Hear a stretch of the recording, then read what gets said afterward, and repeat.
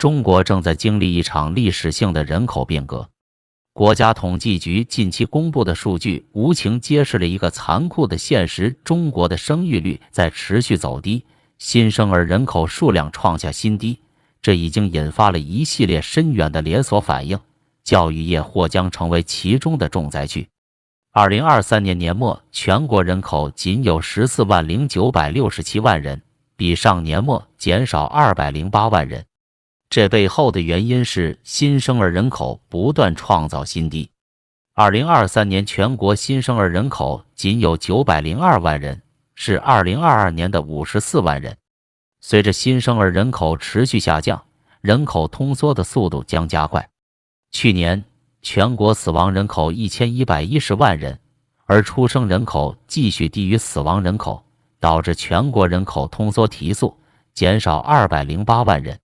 这种人口变化的直接影响之一是幼儿园在园人数的大幅减少。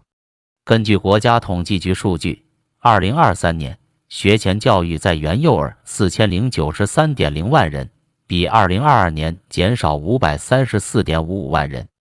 从历史数据看，幼儿园在园人数在2020年就已经见顶。2021年幼儿园在园人数较之前减少了13.06万人，是多年来幼儿园在园人数首次减少。2022年在园人数加速减少，减少了177.66万人。在园人数加速减少之下，幼儿园数量首次减少。教育部公布的数据显示，2022年共有幼儿园28.92万所，比上年减少5610所。受人口出生率下行的强力冲击，教育产业链上下游都难逃厄运。小学是幼儿园的下家，自然无法置身事外。小学虽目前尚未像幼儿园那样雪上加霜，但也已现先兆。2022年，不仅招生人数，在校生人数均出现下滑，连小学数量也随之减少。这在过去20几年间从未有过先例。如今，幼儿园的残骸已洒向小学院落，一旦生源持续枯竭，小学关停必然一发不可收拾。届时，伴随着学校数量骤减，将大量学生失学，教师下岗，设施闲置。教育部数据显示，2022年全国小学阶段招生1701.39万人，比上年减少81.19万人，下降4.55%。在校生1.07亿人，比上年减少47.88万人，下降0.44%。这意味着接下来小学关停速度会提速，进入一个新阶段。2023年的小学生在校数量、学校数量和招生人数还有待教育部公布。结果其实可想而知，人口大转向之下，小学的影响只是早晚问题。第二波影响将会随着时间推移，进入初中、高中乃至大学。粗略预测，新生儿下滑对高中的影响将会出现在2034年。2023年的高考人数创新高，达到了1291万人。2023年参加高考的人对应的是2005年左右出生的人数。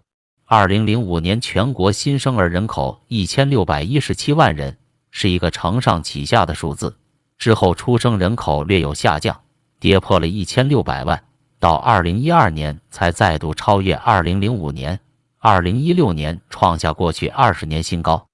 因此，从出生人数来看，未来高考人数还会继续刷新天际线，预计到2034年达到顶峰。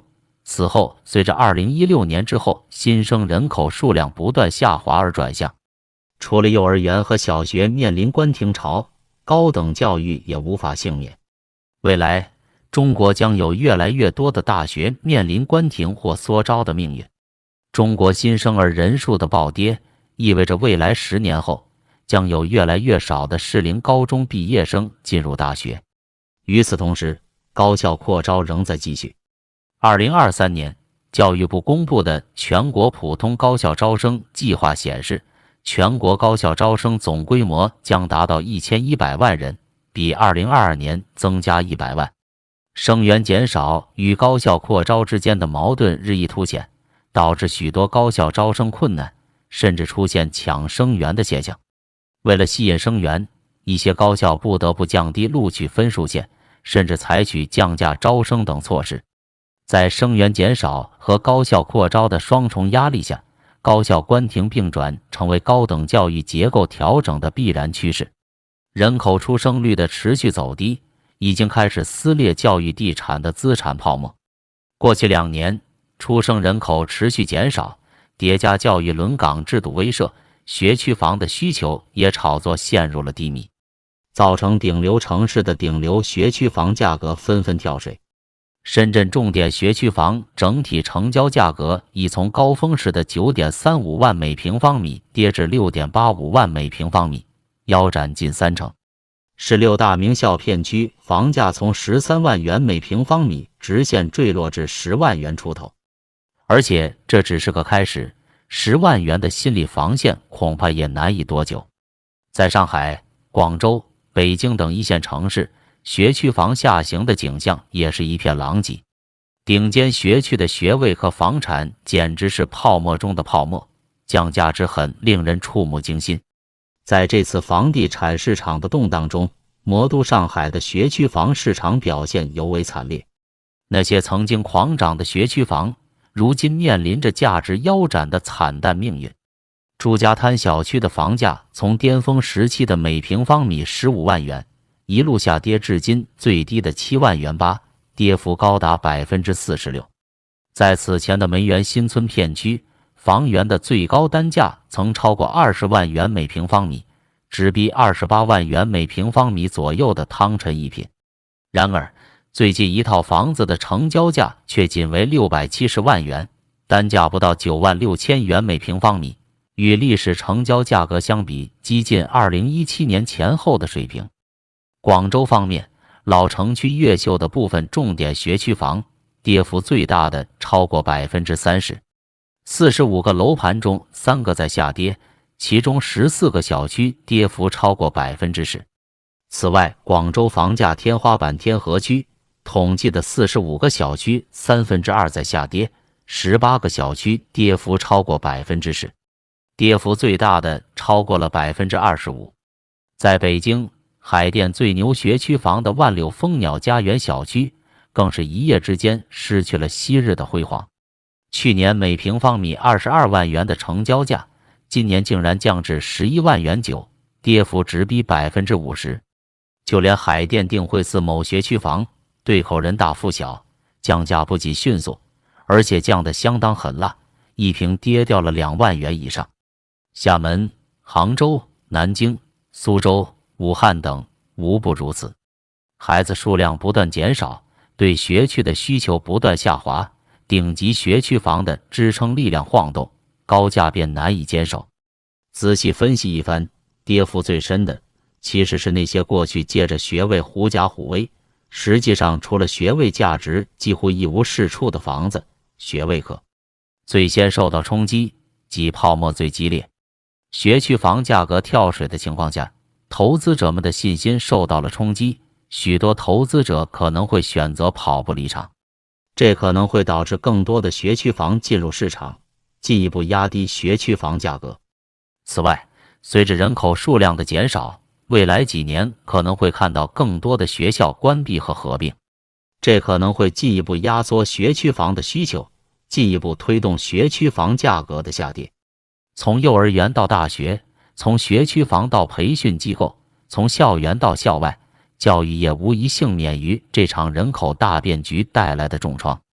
而这只是个开端，接下来的变迁还将持续。面对人口出生率持续走低的大趋势，现有庞大的教育产能必将遭到巨大冲击，学校倒闭，招生紧缩，师资下岗将成为家常便饭。而地产商依靠学区房获利的旧模式已经彻底行将不再。人口变迁的连锁反应还将深及教辅行业、校服校具生产、校园食品服务等无数环节。整个教育产业链将不得不发生深层次的自我改革和重塑，否则难逃一蹶不振的命运。历史车辙印证了一个残酷事实，任何一个国家和民族只要生育率跌破更替水平，教育体系和产业便将面临空前的危机和重建。中国已进入这个复周之年代，教育变革的春雷压顶，让我们拭目以待这场新一轮的教育大阵痛吧。